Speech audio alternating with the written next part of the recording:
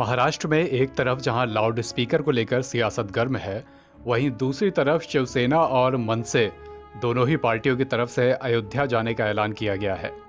महाराष्ट्र नवनिर्माण सेना के अध्यक्ष राज ठाकरे आगामी 5 जून को अपने तमाम समर्थकों के साथ अयोध्या में रामलला के दर्शन कराने जाएंगे।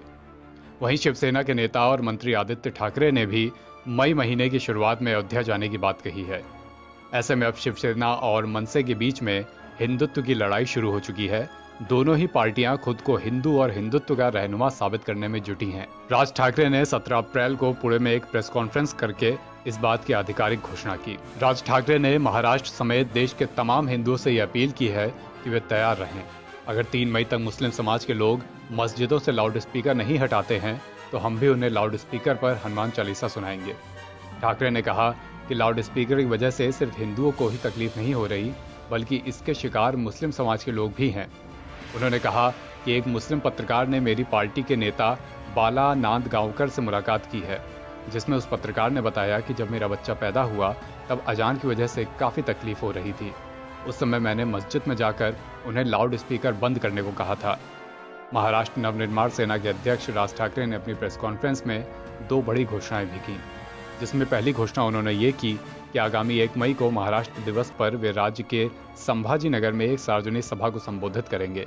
इसके अलावा 5 जून को वो अपने समर्थकों के साथ उत्तर प्रदेश में अयोध्या जाएंगे, रामलला के दर्शन करेंगे। उन्होंने कहा कि लाउड स्पीकर की आवाज़ कोई धार्मिक नहीं बल्कि सामाजिक मसला है। उन्होंने कहा कि महाराष्ट्र और देश में हमें किसी भी प्रकार का दंगा नहीं करवाना है, लेकिन एक इंसान के रूप में मुस्लिम धर्मगुरुओं को यह भी समझना चाहिए कि लाउड स्पीकर ज़रूरी नहीं है, वरना हम भी मस्जिद के सामने लाउड स्पीकर पर हनुमान चालीसा बजाएंगे। राज ठाकरे ने कहा कि नमाज के लिए रास्ते और फुटपाथ क्यों चाहिए, घर पर पढ़िए। प्रार्थना आपकी है, हमें क्यों सुना रहे हो?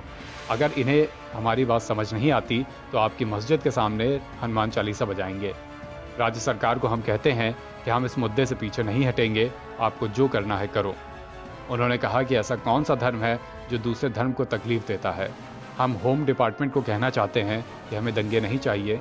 3 तारीख तक सभी लाउड स्पीकर मस्जिद से हटने चाहिए, हमारी तरफ से कोई तकलीफ नहीं होगी। दूसरी तरफ शिवसेना सांसद संजय राउत ने राज ठाकरे पर निशाना साधते हुए कहा कि कुछ लोगों ने हिंदुत्व को किराए पर लिया है, अब अचानक उन्हें हनुमान जी की याद आने लगी है।